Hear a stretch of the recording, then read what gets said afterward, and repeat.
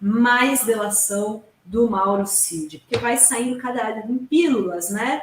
Vai tendo uns vazamentos dessa delação, que, como eu disse, né, estão tentando minimizar o conteúdo da delação do Mauro Cid, mas são relatos gravíssimos que mostram como a gente esteve por pouco de um golpe aí, que faltou só o Bolsonaro dar a ordem, mas não teve o apoio, né? Ele bem que tentou, convocou ali os comandantes das 3 forças, como diz o Mauro Cid, e não teve apoio, só teve apoio do comandante da Marinha.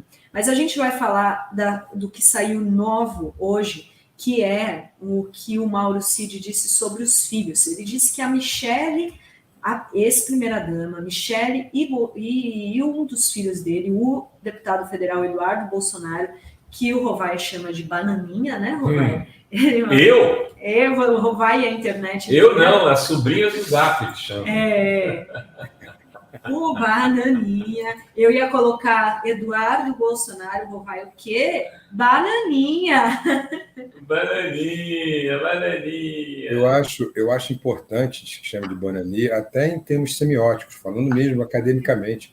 É importante que se chame bananinha, que se chame pelo apelido que afeta a imagem dele, porque é exatamente essa a maneira que tem de se constituir a comunicação. É isso mesmo, Rodrigo. Renato está certo. É o bananinha e vai ser bananinha.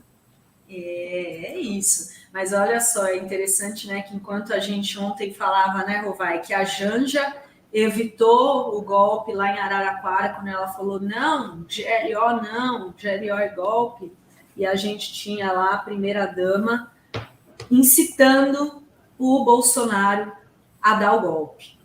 Segundo a delação de Mauro Cid, a Michele e o Eduardo Bolsonaro, o Bananinha, faziam parte de um grupo de conselheiros radicais do Bolsonaro que incitava o ex-presidente a dar um golpe de Estado e não aceitar a derrota para o Lula nas eleições do ano passado. E segundo Mauro Cid, esse grupo ele costumava dizer que Bolsonaro tinha o apoio da população e principalmente dos CACs, os atiradores, né, colecionadores, atiradores e caçadores, que eles tinham o apoio desse segmento, que cresceu muito no governo Bolsonaro.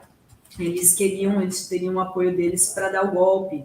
Os CACs, né, o governo Bolsonaro fez várias medidas para beneficiá-los, aumentou a quantidade de armas que eles poderiam comprar, aumentou a quantidade de munições. Então, a Michele e o Eduardo Bolsonaro enfatizavam isso, que o Bolsonaro tinha que dar o golpe porque tinha o apoio da população e dos CACs. Você imagina os CACs indo na rua para defender o golpe do Bolsonaro, armados? Né? Quantos CACs foram? Vou pegar aqui o número que cresceu, a quantidade de CACs em 4 anos de governo Bolsonaro. Os milhares de pessoas armadas com 60 armas, milhares de munições. Os CACs, Dri, eles são uma tentativa frustrada brasileira de imitar as SS nazistas, que nascem a partir de grupos armados e vão sendo constituídos como guardas pessoais dos próceres do Partido Nazista ainda na década de 20. Não se chamava nem SS, tinha outro nome, inclusive. Inclusive, o líder foi morto pelo Hitler porque tinha muito poder. Depois é que o Himmler assume as SS. Então, isso aí é uma estratégia tão antiga. E a gente, quando chama de um projeto nazifascista, chama porque tem raízes históricas. E os CACs fazem parte desse campo semântico da raiz histórica. E a gente tem que sempre chamar a atenção disso, tá? E eu peguei o número. Em 2018, para vocês terem uma ideia, o número de CACs era de 117 mil. Em 2022, 783,4 mil registros de CACs. Olha só o crescimento. 800 mil pessoas armadas servindo de milícia. Você imagina isso na tentativa de golpe. E só mais uma observação. A gente tem que ter muito cuidado com o que está escrito aí na tela, Renato, Dri. Porque, sim, nós aqui sabemos que o Bolsonaro só não deu golpe porque não teve apoio. Nós sabemos que tem minuta do golpe, que tem reunião com os 3 comandantes das Forças Armadas, Exército, Marinha e Aeronáutica, dentro do Palácio da Alvorada. A gente sabe o roteiro todo. Mas essa frase pode parecer e pode ser apropriada por um juiz mal intencionado para concluir que Bolsonaro não deu golpe, que os filhos queriam, Michele queria, mas ele não deu, ele é inocente. Vocês percebem a sutileza? Uhum.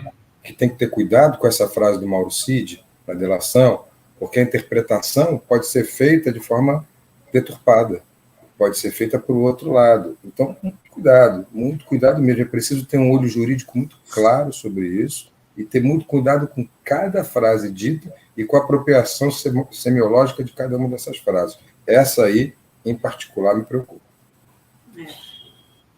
Não, mas é isso, né? Ele não deu o golpe porque ele não tinha as condições objetivas. Quer dizer, ele tentou dar o golpe. As condições objetivas não permitiram que o golpe fosse consolidado. Né? E entre essas condições,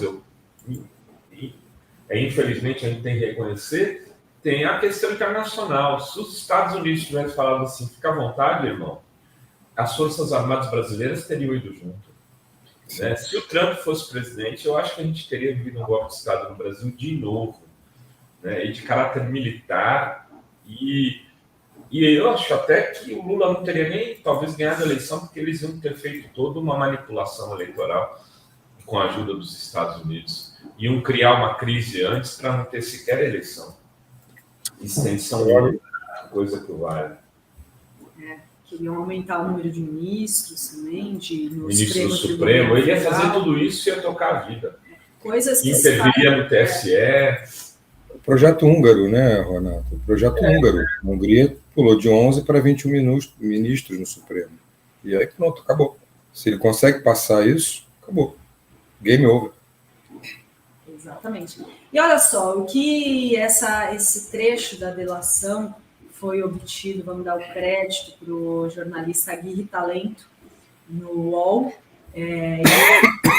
mais esse trecho da delação do Mauro Cid. A gente tem noticiado aqui todos, inclusive essa de que teve essa reunião com a minuta do golpe, que foi levado a minuta do golpe pelo Felipe Martins, ex-assessor do Bolsonaro, e que foi convocada uma reunião com os comandantes das 3 forças e que só o da Marinha teria aderido, dado apoio ao golpe. Foi tudo graças à delação do Mauro Cid. E essa delação de hoje, ela ainda expõe um racha entre a família, porque tinham vários grupos, e tinha um grupo mais moderado, que era composto pela ala política do governo, que tentava convencer o Bolsonaro a se pronunciar publicamente sobre o resultado da eleição, para pedir que os manifestantes golpistas que estavam lá acampados nas frentes dos quartéis voltassem para suas casas. E um dos integrantes desse grupo era o senador Flávio Bolsonaro, do Rio PL, do Rio de Janeiro, que é o filho 01, o mais velho do ex-presidente. E vale lembrar que o Bolsonaro em nenhum momento reconheceu a derrota, em nenhum momento declarou que as eleições haviam terminado, como qualquer democracia, qualquer pessoa democrata faria, reconhecendo que a eleição terminou. E se ele tivesse feito isso, de fato, talvez aqueles acampados em frente aos quartéis tivessem retornado para suas casas, mas o Bolsonaro não fez isso, ele resistiu a adotar esse posicionamento que esse grupo que tinha o Flávio Bolsonaro junto gostaria. Então, eles esperavam o Bolsonaro, segundo a delação, que fraudes nas urnas eletrônicas aparecessem e dessem ainda mais força para um golpe de Estado. E ele também queria convencer os comandantes militares a embarcar nessa, como já foi relatada, chamou a reunião, inclusive, com os comandantes das 3 forças. E aí ele foi, então, que ele escalou os seus auxiliares para se dedicar a descobrir falhas no processo eleitoral e, de acordo com Mauro Cid, ele também pressionou os militares a fazer o relatório com suspeitas de fraudes na eleição. Esse relatório, inclusive, foi divulgado em novembro do ano passado pelo Ministério da Defesa, mas sem apontar indício concreto de que houve fraude nas urnas. E o Mauro Cid contou ainda que esse grupo radical, como eu já disse, que ficava incitando o Bolsonaro não aceitar o resultado das eleições e dar o golpe, e Michele e Bananinha eram os principais expoentes desse grupo. Que coisa, né, gente? Agora sim, o nome certo, Bananinha. É o Bananinha, né? Não é o Eduardo. E olha só, e teve gente que sentiu Quem aí. Sentiu. Ó, quem sentiu? Bananinha. Sentiu, aí ele publicou nas redes, foi logo publicar aí nas redes um meme, né? Que aí estamos aqui com especialista em memes, essa linguagem aí que bota numa imagem para tentar confundir a sua base, né, os seus seguidores. Ele diz: este era o all-in contra Bolsonaro? Observação: ainda falta homologar a delação de Cid, feita quando ele estava preso, pois até agora apenas a imprensa supostamente teve acesso a ela. O que ele usa? A entrevista que o subprocurador da República, Carlos Frederico Santos, deu à CNN, onde ele diz que a delação do Mauro Cid é fraca, que não tem provas. Ele minimiza todo o conteúdo da delação.